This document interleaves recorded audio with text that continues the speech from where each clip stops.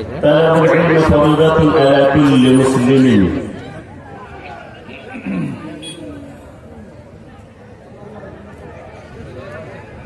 ہر طرح کی تعریف توصیف بڑائی اور کبریائی اللہ تبارک و تعالیٰ کے لیے ہے، اور بے شمار درود اور سلام ہو جناب محمد رسول اللہ صلی اللہ علیہ وسلم پر، جن کے ہم سب امتی ہیں. میں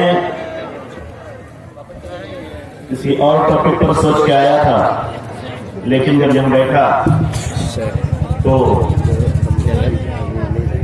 ڈاکٹر امان اللہ صاحب نے مجھے یہ حکم دیا کہ آپ آج ایجوکیشن پر ہو. میں نے کہا کہ ٹھیک ہے، کوشش کروں گا کہ ایجوکیشن اور کچھ حالات پر جو آدھا گھنٹہ کا ٹائم ہے اس میں اپنی بات رکھوں. گزارش یہ ہوگی کہ جب تک میں بولوں ایک ایک بات کو دھیان سے سننے کی کوشش کروں. باتیں ہم بہت سنتے ہیں، لمبی لمبی تقریریں بھی سنتے ہیں، لیکن اگر صرف ایک جذبہ ہو جائے، ہم کو دھیان سے سننا ہے، کچھ چیزوں کو نوٹ کرنا ہے اور کچھ چیزوں کو سیکھ کے گھر جانا ہے، تو یقیناً یہ جلسہ کامیاب، ہمارے یہاں بیٹھنا کامیاب. اور اگر ہم نے صرف اس وجہ سے تقریر سنی کہ کس کی تقریر زیادہ اچھی ہے، زیادہ نہیں ہے، کس نے کیسی تقریر کی، اور پھر آئے میلے میں گئے، چائے پی وغیرہ وغیرہ کر کے ہم چلے گئے، تو پھر اللہ کے واسطے اس طرح کے جلسوں میں آنا اور ٹائم ویسٹ کرنا بہت زیادہ مفید نہیں ہے.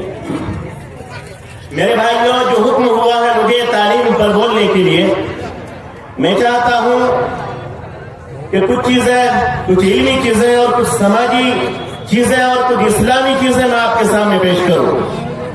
عام طور پر جہاں بھی مدرسے ہیں، جہاں بھی اسکول ہیں، جہاں بھی آج مسلمانوں کی آبادی ہے، وہاں پر تعلیم پر بولنے کے لیے کہا جاتا ہے. میں حیران ہوں اس چیز پر، واقعی میں حیران ہوں. اور میں نے کئی تقریروں میں یہ بات کہی کہ وہ قوم جس کی بنیاد ہی تعلیم پر ہو، اس کو کہا جائے کہ آپ تعلیم پہ لوگوں کو ابھاریے. تعجب کی بات ہے، دنیا میں بحیثیت قوم مسلمان ایک سنگل قوم ہے، مسلمان ایک سنگل قوم ہے کہ جس کی دھارمک کتاب اس کو پڑھنے کا حکم دیتی ہے، اور پہلا چیپٹر ریڈنگ سے پڑھائی سے شروع ہوتا ہے. پورے ورلڈ میں، پوری دنیا میں ہم وہ قوم ہیں.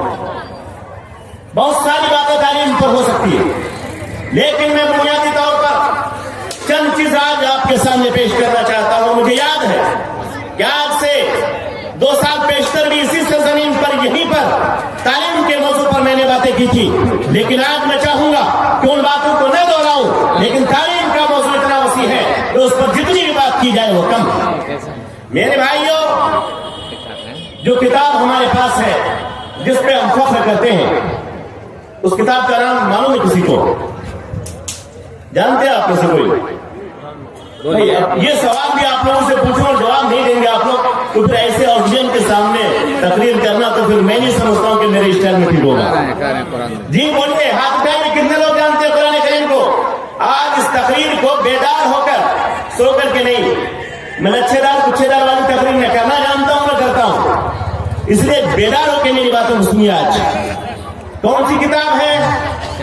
زور سے بولیے. قرآن کریم. وہ کتاب سب سے مضبوط کتاب ہمارے پاس نہیں ہے، اس پہ ہم اتنا فخر کریں وہ کم ہے. میں ایک چیز بتاتا ہوں، اس کو نوٹ کیجیے.